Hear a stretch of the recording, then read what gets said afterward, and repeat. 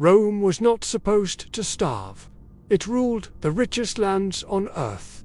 Its ships crossed seas like clockwork. Its warehouses swallowed harvests whole. For centuries, Rome had mastered one thing above all else. It ate.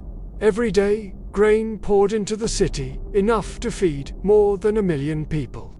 Bread was cheap. Bread was guaranteed. Bread was Rome's contract with its people. And then, in the 3rd century AD, the bread thinned. The lines lengthened.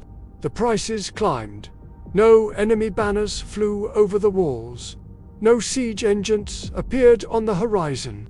Yet, inside the capital of the world, hunger began to spread, quietly, relentlessly, because Rome did not collapse in flames. It collapsed in silence. Pause. Rome no longer fed itself. By the 3rd century, the city was a mouth without hands. More than 1 million people lived stacked in narrow apartment blocks. They did not farm, they did not store grain. They depended on one promise: the state will feed you. The countryside around Rome could not sustain the city. It never had. Instead, Rome fed on empire. Egypt's Nile floods, North Africa's grain plains, Sicily's fields. Every year, massive grain fleets crossed the Mediterranean. Every year, Rome waited. This was not optional. If the ships failed to arrive, Rome did not tighten its belt. Rome panicked. Because bread was not a luxury. It was political oxygen. The grain dole kept hundreds of thousands alive. It kept them quiet, and for centuries, it worked. Pause until suddenly it didn't.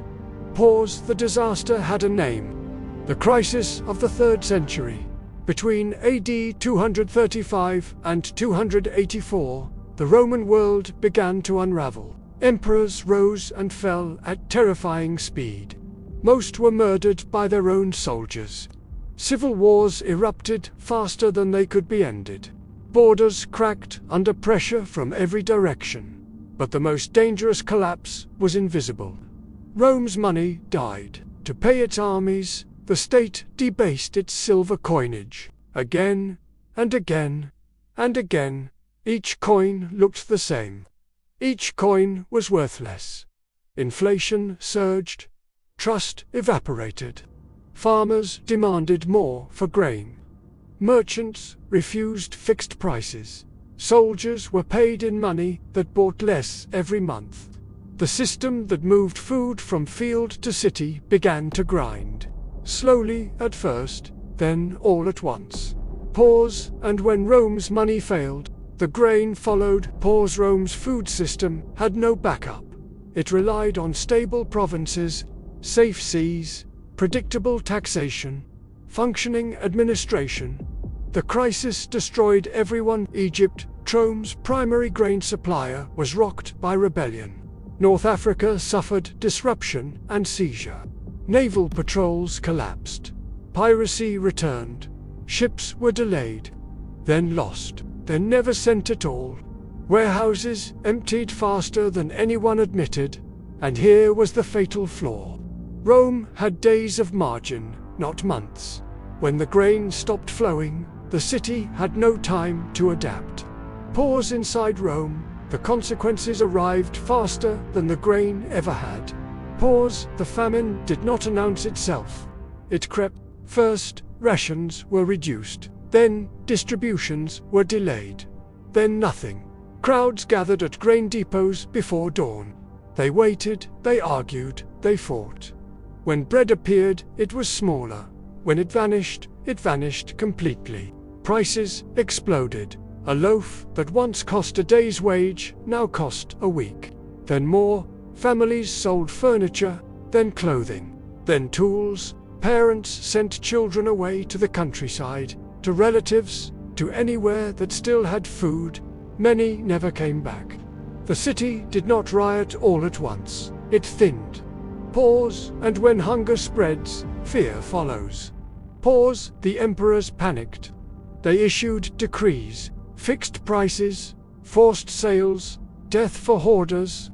They believed force could replace supply. It couldn't. Farmers hid grain. Merchants avoided Rome. Black markets flourished, accessible only to the rich. The poor starved quietly. The middle class slid downward. The elite withdrew behind walls. Rome was still vast, still monumental, but something essential was missing. Poor's hunger destroys loyalty. Crime increased. New religions spread, promising salvation where the state failed.